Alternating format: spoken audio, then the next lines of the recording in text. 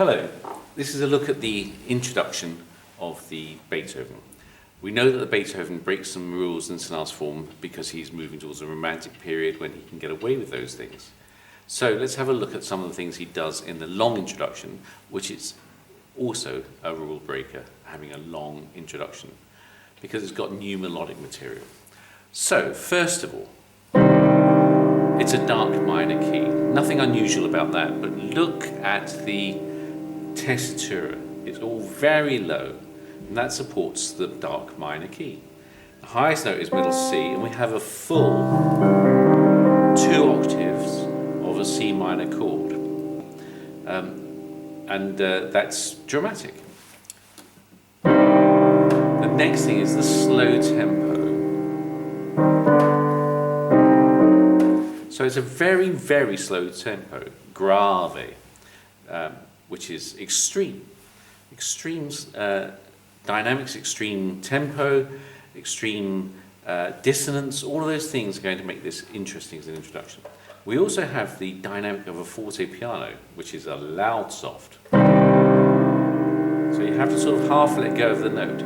That's not really a very pianistic dynamic. It's a very unusual dynamic for pianos, because it sort of disappears. The next thing is the dotted rhythm. That gives us real energy. In a slow tempo, we need rhythmic energy, and this is how he achieves it, with the dotted rhythm. The next thing we have is a diminished seventh. So that is a chromatic chord. We've got notes in there that don't belong in our scale. F sharp doesn't belong in C minor. So it's a chromatic chord. It's a tense chord. I can tell you exactly why we use it to modulate. We only have to change one note and it becomes a dominant seventh chord wanting to modulate. But we change another note, it wants to modulate somewhere else. We change another note, it wants to modulate somewhere else. So it's a very unstable but also tense chord. And that diminished seventh keeps reappearing as a different diminished seventh chord now. Slow tempo, dotted rhythm, dissonance. Here's another diminished seventh chord. And another one. And another one. And another one.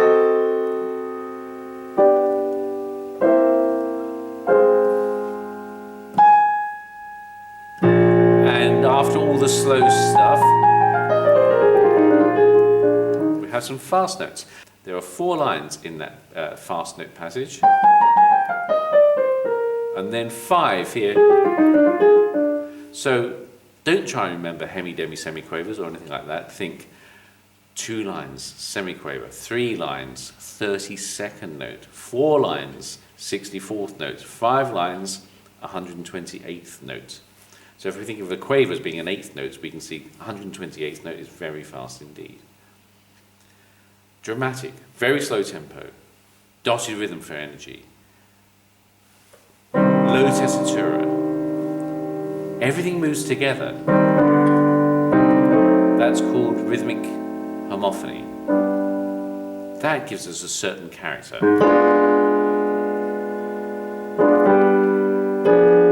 Lots of dissonance caused by the diminished sevenths.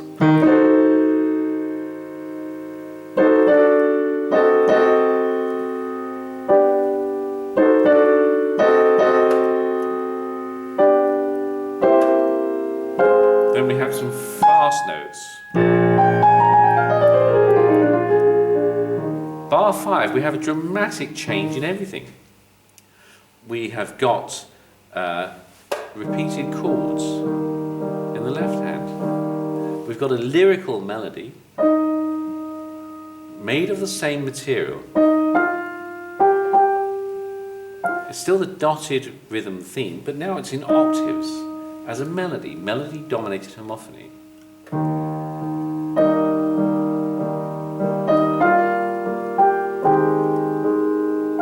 It's also major.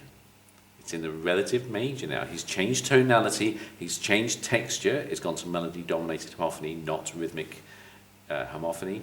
He's changed tessitura, it's much higher now. And it's in octaves, which is also a texture word. So has he given up on the drama?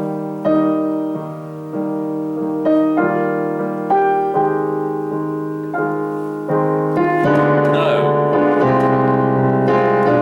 Because he suddenly goes low and loud at the same time.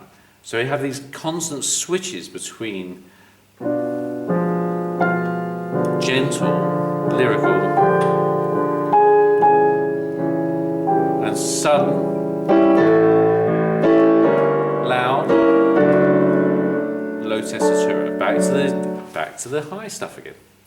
What happens now is really a question of motivic development. We know that's our main motif, and it falls at the end, even in the lyrical section.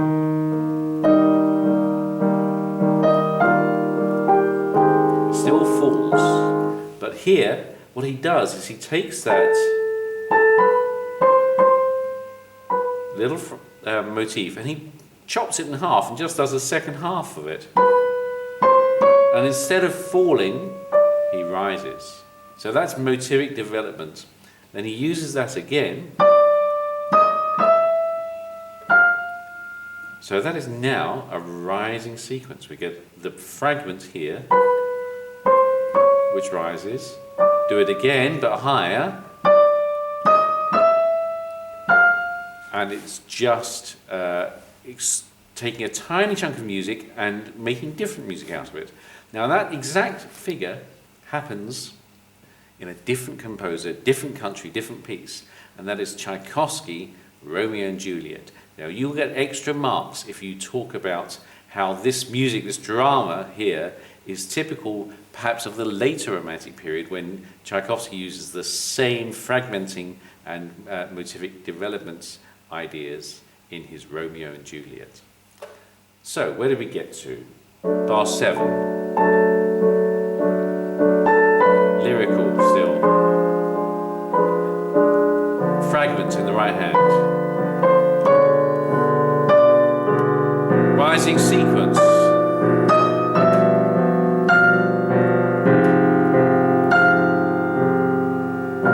Sudden change in texture.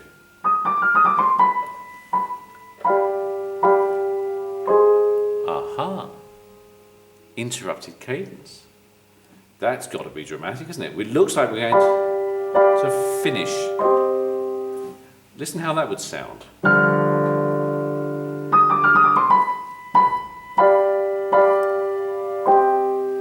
But he doesn't do that.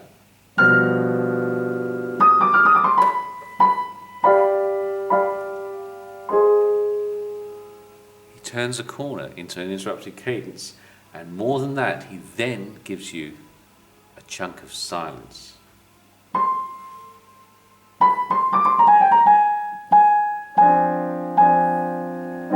Then we have this very fast.